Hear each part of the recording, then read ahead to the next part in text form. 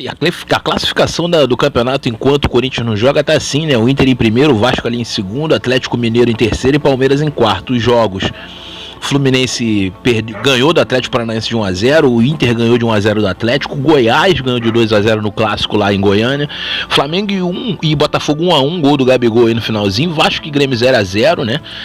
Palmeiras ganhou de 2-1, gol do Patrick de Paula no segundo tempo, né? E o Bragantino teve a expulsão, perdeu de 2-1. São Paulo Sport 1-0 para o São Paulo e Ceará e Bahia 2-0 para o Bahia, galera. Do Ceará, perdão. Ainda falta aí Corinthians e Fortaleza. Sexta rodada teremos aí 2 jogos que não acontecerão na rodada, que serão Atlético Mineiro e Atlético Paranaense e Grêmio e Goiás em virtude dos estaduais, ok? Então vamos lá, o primeiro jogo que a gente quer falar aqui é Botafogo e Inter. O Inter é o líder do campeonato e o Botafogo vem bem, né? A gente pode estar enumerando alguns jogadores bons desse jogo, né? Pelo lado do Botafogo ali temos o goleiro Gatito Fernandes, que vem fazendo um bom campeonato brasileiro. Temos também ali no meio campo Bruno Nazário, né? Que voltou ainda há pouco aí do coronavírus, né? Mas é um grande jogador, um bom jogador. Temos também, galera, o nosso querido Pedro Raul, que é um atacante muito bom. Pedro Raul pode ir bem nessa partida. O menino Matheus Babi, né, que veio bem contra o Flamengo, fez até 6 pontos aí nessa rodada. Pelo lado do Inter, galera, temos muitas opções interessantes ali na parte defensiva do Inter, tá bem, né? O Lomba erra muitos passes, né? Faz muitos passes incompletos, né? Tanto que ele, mesmo sem tomar gols, ele acabou fazendo aí uma pontuação abaixo do que poderia, né? Pode até manter sim o SG nesse jogo. O Botafogo não tá mal no campeonato, mas é um time que não faz tantos gols assim também. O Inter tá muito forte, né? Temos ali o Saravia, cara, que é o cara aí do jogo, né? No momento, que muitas roubadas de bola, se de repente manter um SG aí, pode se dar bem. Temos ali o Patrick, que voltou muito bem na sua posição de origem, jogando muito bem nesse jogo contra o Atlético Mineiro. E o Galhardo, né, cara, que é um dos caras também que tá pontuando demais, fazendo gol demais, né? Fora isso, a gente pode tentar ali o Bosquila também para dar uma diferenciada. E desse jogo aí, eu indicaria esses jogadores. O próximo jogo é Fluminense e Vasco, galera. É um clássico, né? O Vasco vem bem ainda no campeonato e o Fluminense conquistou uma importante vitória fora de casa, né? Pelo lado do Fluminense, eu diria ali que tem Muriel, tem o jovem Dodi no meio campo, que tem algumas roubadas de bola, né? Egídio tá numa fase espetacular de desarmes. Nenê, né? Claro, cara, que a gente tem que se ligar que Vasco e Fluminense jogam no meio de semana, então pode ter alterações, algum jogador machucado e tal. A gente tá falando assim em cima, né? Do que pode acontecer e do que pode estar em campo, né? Vamos ficar ligados que a rodada ainda tá distante. A gente tá fazendo só um vídeo aqui para filtrar algumas peças boas que a gente já pode começar a dar uma trabalhada, dar uma pesquisada. Então, o Nenê tá numa fase espetacular, lei do ex aí, para quem acredita na lei do ex, também tá numa fase espetacular. Eu não sei quem vai jogar no ataque. Evanilson é uma boa opção, tem, né, um jovem rápido, e eu diria essas peças do Fluminense. Do Vasco, galera, a defesa do Vasco também tá bem, não tem tomado tantos gols, né?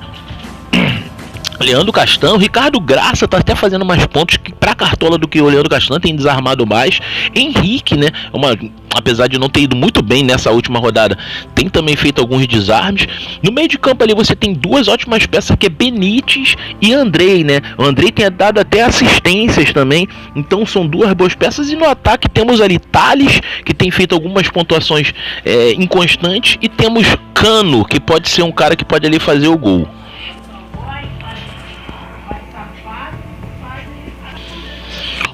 O próximo jogo que nós temos aqui é Bahia e Palmeiras, né? O Bahia e o Palmeiras. O Bahia tá fazendo uma campanha regular no campeonato, né?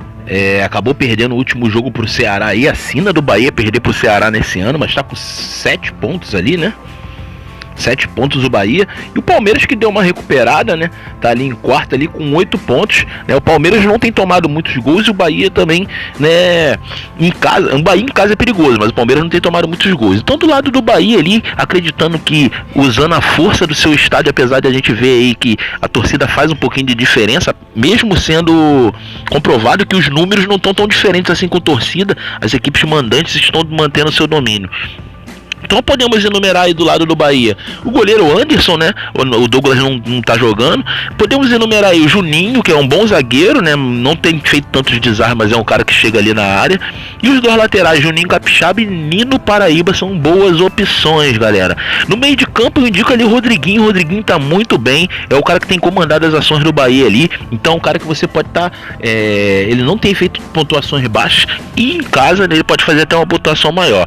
No ataque, galera, temos aí Fernandão e Gilberto. Gilberto ainda tá devendo, tá negativado, então pode ser uma boa opção. Quem sabe ele desencanta aí contra o Palmeiras. Do lado do Palmeiras, né, galera, Palmeiras, como sempre, não tem mostrado aquele futebol tão vistoso, mas tá subindo na tabela, tá melhorando. Ganhou um jogo importante contra o Santos agora, né? Temos aí o Everton. O Everton não tem mostrado tanta pontuação assim pra Cartola. O Marcos Rocha tá machucado, entra o Mike no lugar dele. O Diogo Barbosa tem feito bastante desarmes, então pode ser um bom nome, galera. No meio de campo ali eu enumero o garoto Patrick de Paula. Tudo bem, né? Fora de casa, né? Mas ele tem decidido alguns jogos, então é um garoto que a gente tem que ficar de olho. Bruno Henrique voltou aí, mas ainda não dá pra saber como ele tá pra Cartola esse ano. No ataque, o William Bigode, né? O William Bigode, apesar do Bahia ser um time que não toma tantos gols assim, principalmente em casa, né? Mas o William Bigode e Luiz Adriano, né? O Luiz Adriano é o cara que tá batendo pênalti mesmo, então é uma boa opção.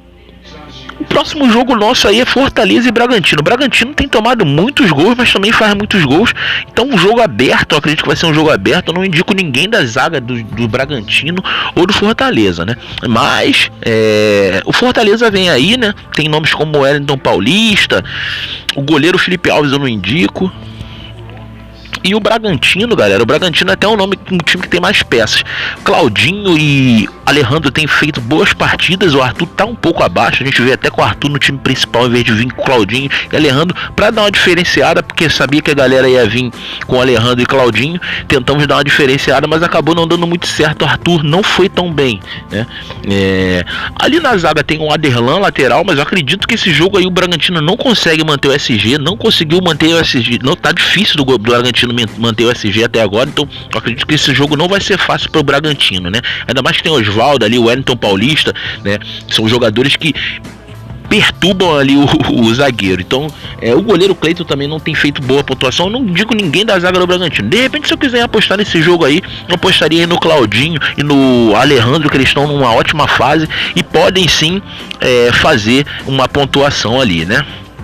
O próximo jogo é um clássico, São Paulo e Corinthians, um jogo interessante, né? O São Paulo vem ali de uma vitória contra o Sport, muita pressão em cima do Fernando Diniz, e o Corinthians ainda vai jogar ainda no meio da semana, né? Na verdade amanhã, contra o Fortaleza. Então a gente tem que ver também as peças que vão estar no jogo no time do Corinthians. No São Paulo temos ótimas opções, que Reinaldo, né?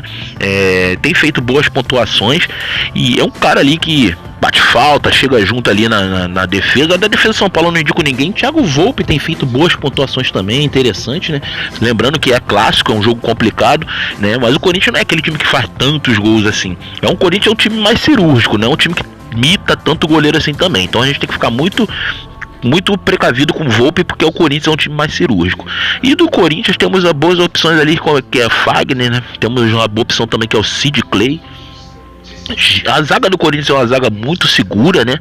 Tomou um gol aí contra o Coritiba, mas é uma zaga que voltou da pandemia muito segura, então tem bons nomes ali para se apostar. Avelar, Gil, a própria Sid Clay ou o Fagner e o próprio Cássio, que é um bom goleiro, né? E de repente segurando o SG, vai bem. No meio de campo ali temos o Arauz, que voltou, né? Tá jogado bem, é um bom nome pro meio de campo. E no ataque, cara, o Jô, né? Jô é goleador nesse tipo de jogo assim, né? Eu sei que é um jogo difícil, mas quem quiser apostar no Jô, não é loucura, é um cara bom de clássico. No jogo seguinte temos Santos e Flamengo, um Flamengo pressionado e um Santos que é um time perigoso na Vila Belmiro, né? A gente pode contar ali que com o Marinho, né? Marinho teve uma lesão, mas já voltou, tá tranquilo, então a gente pode contar com o Marinho. Temos ali o Carlos Sanches, né, que não tem sido aquele jogador bom de cartola como sempre, mas quem sabe aí, no contra o Flamengo, um pênalti, ele é o cara que pode bater o pênalti. E o Felipe Jonathan tem feito alguns desarmes, apesar de algumas bolas ele chegar atrasada, né? E a grande surpresa que é o goleiro novinho do Santos aí, que tem feito boas pontuações e o Flamengo é um time que tem dificuldade de fazer gols. Então o goleiro do Santos é uma ótima opção para essa rodada. Já do Flamengo temos aí a Arrascaeta, que deve voltar ao time, tá com sede de gol e sede de vontade de mostrar. Vamos ver realmente se ele vai voltar ao time, né? Já que Gabigol não joga, nem Rodrigo Caio com lesão. No Flamengo temos o Diego Alves. O Santos chuta bastante, mas com certeza o Flamengo pode perder o SG nesse jogo. Muito fácil, é muito certo o Flamengo perder o SG nesse jogo. E Felipe Luiz para roubadas de bola, como todos sabem, o Soteldo dá pontuação boa a laterais, né? E da zaga eu não indico ninguém, a zaga provavelmente vai ser Tuller e Léo Pereira, uma zaga reserva, então por isso que é perigoso ali o Flamengo perder esse SG. No meio de campo ali a gente tem que ver como é que vai vir esse meio de campo. O Everton Ribeiro não é jogador de cartola e não sabe se o Gerson vai vir como titular.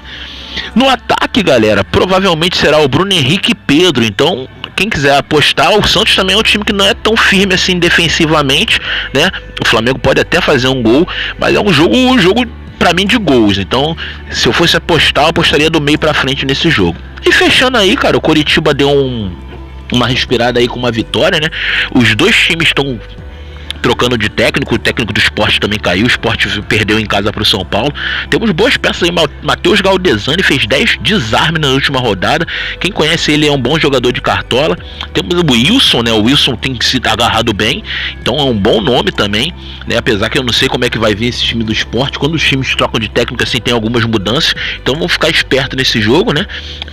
O Sabino, cara, zagueirão que bate pênalti aí, né?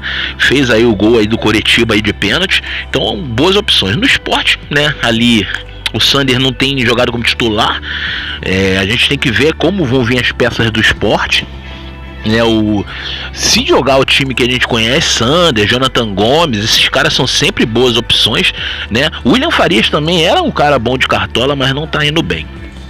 E aí, encerrando, galera, o último jogo é Atlético Goianiense e Ceará. O Ceará é um time de altos e baixos, ganha uma, perde uma. O Atlético Goianiense vem de uma derrota onde teve duas falhas defensivas, né, que culminaram na derrota pro Goiás, né, mas o Atlético Goianiense tem bons nomes, Gustavo Ferrarez e Jorginho, né, mas assim, eu diria que desse jogo, como a rodada tá um pouco difícil de escalar pela perda de dois grandes times que jogam em casa, que é o Atlético e Grêmio, de repente esse é um jogo que dá pra você olhar bem, que o Ceará fora de casa, né, como eu disse, não só fora de casa, o Ceará oscila bastante. Então o Jean tá bem desvalorizado, mas tem perdido o SG, então não é aquele mais de confiança, aquele cara mais de confiança. Eu indico desse time aí o Ferrarez e o Jorginho, que são caras que são bem efetivos no Atlético Goianiense. Já do Ceará, né, cara, como eu disse, né, algumas falhas defensivas estranhas da defesa do Atlético Goianiense, então Kleber, que vem numa boa fase aí fazendo gol, pode se aproveitar disso. O Ceará tem um grande nome para esse jogo, que é Fernando Sobral. Fernando Sobral tem feito uma ótima pontuação pelo Ceará, né? E então é um cara que tem que estar no teu time, é o cara do momento. Cartola, lembrando que Cartola é momento, né? E então tem que estar no Ceará, tem que estar no teu time. Assim, Bruno Pacheco e Samuel Xavier não tem feito boas pontuações para Cartola, e Fernando Praz é uma incógnita, né? Vem bem valorizado para essa rodada.